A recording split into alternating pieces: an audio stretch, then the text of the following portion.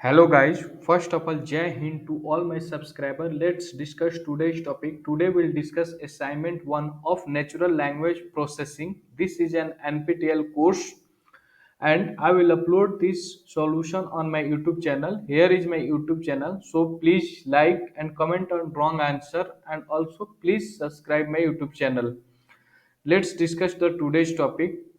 The Here is the first question. In corpus, you found that the word with rank 4 has frequency of 4.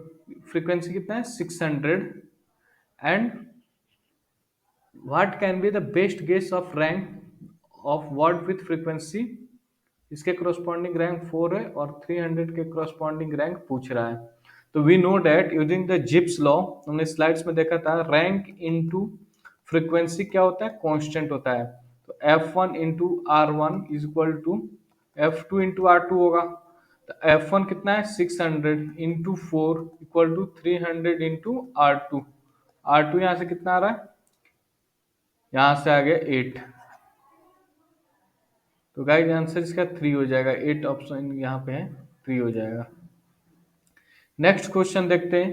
In the sentence there is the only, here is the sentence, the only thing we have to fear is fear itself. The ratio between total number of word token to the and total word type is.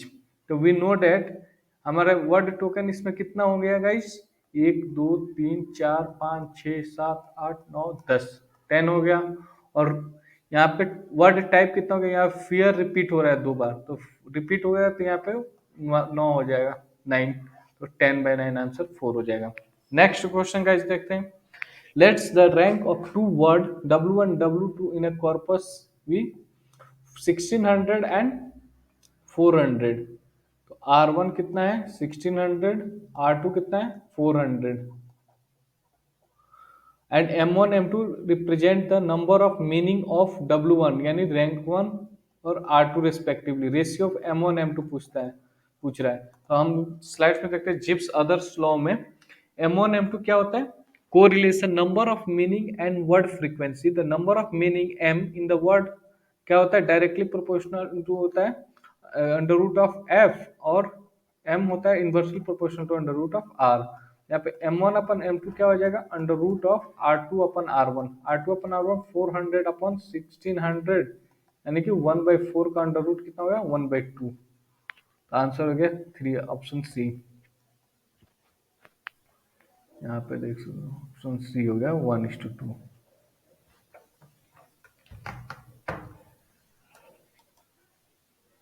Answer C हो गया. Next question देखते हैं. Fourth question. Which of the following is are true? Ambiguity can be appear in token steps, tokenization step.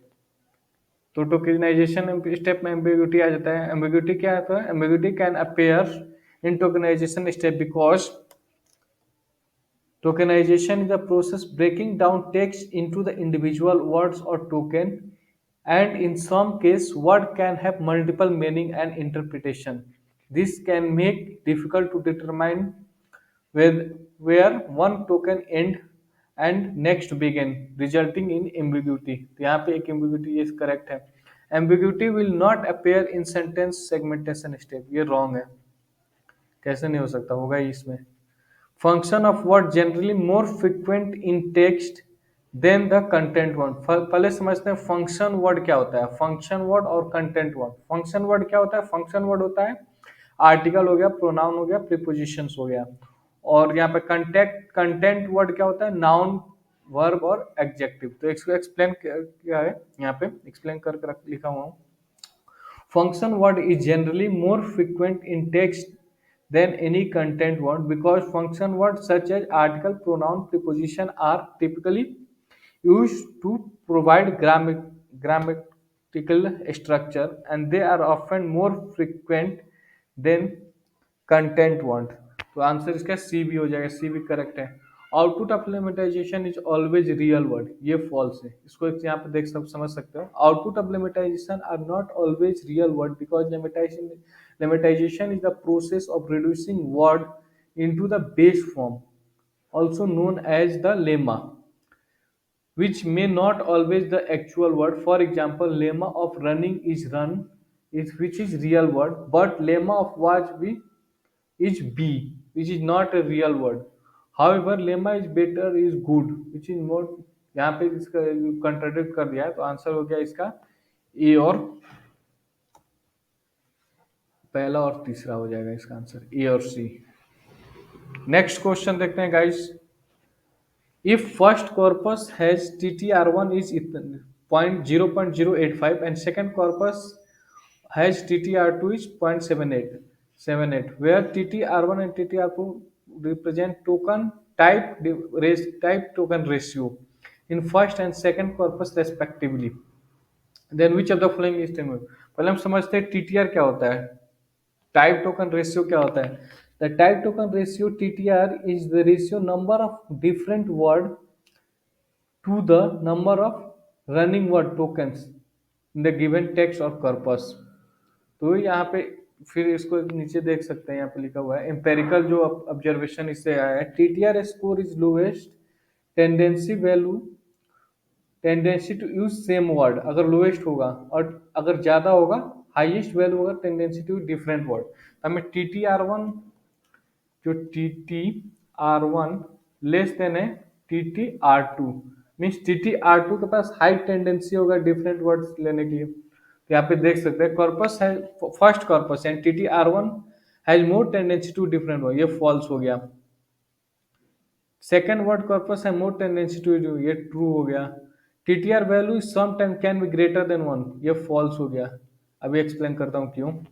यहाँ पे देखते हो third option क्या है, TTR value something can be greater than or is false because the type token ratio TTR which defined a number of unique word types divided by total number of word and tokens in the text corpus. TTR value always between 0 and 1. It is not possible to greater than 1. तो इसलिए answer गलत हो गया। और यहाँ पे फिर last option ये फॉल्स हो गया। High TTR indicates high degree of lexical variation while low TTR indicates the opposite. इसको यहाँ पे समझते हैं कि हमेशा ट्रू नहीं होगा और हमेशा फॉल्स नहीं होगा। The high TTR indicates the high degree of lexical variation while low TTR indicates opposite is not always true. A high TTR value indicates the high number of unique word in comparison to the total number of word, which can suggest a high degree of lexical variance। मतलब अगर ज़्यादा होगा तो ज़्यादा degree of lexical variance, and TTR value is not alone does not take in account the context of the text and the purpose of the text. ये context और TTR value पे decide नहीं कर सकता है कंटेक्स्ट ऑफ द टेक्स्ट और purpose क्या है टेक्स्ट का। तो जैसे एग्जांपल में देख सकते हैं scientific text, technical text, poetry text have different TTR value but they are written in different purpose. So high TTR alone does not necessarily indicate the high degree of lexical variation, and similarly low TTR value does not necessarily to indicate low degree of lexical variation. So as it could be that the text written in the specialization vocabulary and or it could be repeated in nature। तो answer इसका क्या हो गया, answer हो गया false. इसमें पूछ रहा है तो फॉल्स हो गया, आंसर हो गया ए और पहला और तीसरा। ये भी ट्रू भी हो सकता है और फॉल्स भी हो सकता है, तो इसको डिसाइड नहीं कर सकते। सिक्स क्वेश्चन देखते हैं। In the linguistic morphology dash is the process of reducing inflected word to the root word. तो इसका स्टेमिंग हुआ है, समझते हैं कैसे। Morphology studied the internal structure of word, how word are built up from smaller meaningful unit called morphonemes. तो यहाँ पे देख सकते हैं, यहाँ पे इसमें क्या होता है स्टेम होता है, the core meaning of the pairing unit. Stemming is the process of reducing inflicted और something sometime derived word to their word stem or base or root form, generally a written word form The stem need not be identical or morphological root of the word. It's usually the sufficient and related word map to some stems, even if the stem is not itself a valid root, right? और rooting is not a linguistic term, ये false हो गया. Text proofing is not related to linguistic morphology, तो इसका सिर्फ answer हो जाएगा stemming. Next question देखते हैं. Seventh question, morphological segmentation. इसमें क्या हो गया? It is an extension of prepositional logic, is an extension of prepositional logic, does discourse analysis or separate word into the individual morphemes to identify class of the morphemes. यहाँ पे इसको explain करके लिखा हुआ है, देख लो. Separate word into individual morphemes and identify the class of morphemes. Morphological segmentation is the process of breaking down the word into the individual morphemes, which is a smallest unit of meaning in language. It involves identifying the class of morphemes such as root, prefix, suffix determine the meaning of the grammatical function. Each morphemes it does not discourse analysis and extension of the prepositional logic. तो इसका answer हो गया सी, से 3 हो जाएगा. Next, आप लोग guys Telegram channel join कर लेना, मैं ये इसका पीडीएफ टेलीग्राम चैनल पर अपलोड कर दूंगा, तो आप लोग टेलीग्राम चैनल पर ज्वाइन कर लेना और कमेंट करके बताना आप लोग टेलीग्राम चैनल पर ज्वाइन हुए हो कि नहीं हुए हो, मैं उस पर अपलोड कर दूंगा. और वीडियो को लाइक कर देना, चैनल को सब्सक्राइब कर देना गाइस. नेक्स्ट क्वेश्चन डिस्कस करते हैं. The advantage of Porter stemmer over the full morphological parser.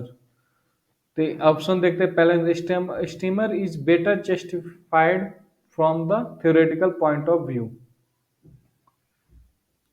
और the output of stemmer is always a valid word. फिर थर्ड ऑप्शन देखते हैं. The stemmer does not required a detail lexicon to implement. तो इसका answer रहता है stemmer does not require detail lexicon to implement. Answer हो गया सी. देखते समझते हैं क्यों. The stemmer like the Porter stemmer use simple heuristic rule to remove suffix from the word. जैसे हम उसमें सफिक्स रिमूव करता है इस पोर्टर स्टीमर में word in order to arrive at the base form, which is not necessary as a real because it is based on a simple rule. It does not require detail of lexicon to implement, which make it simple and faster to use than the full morphological parser. तो इसका answer हो गया C.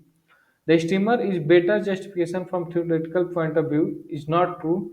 Steamer are simpler and faster but not always accurate. Okay, answer ये गलत हो गया.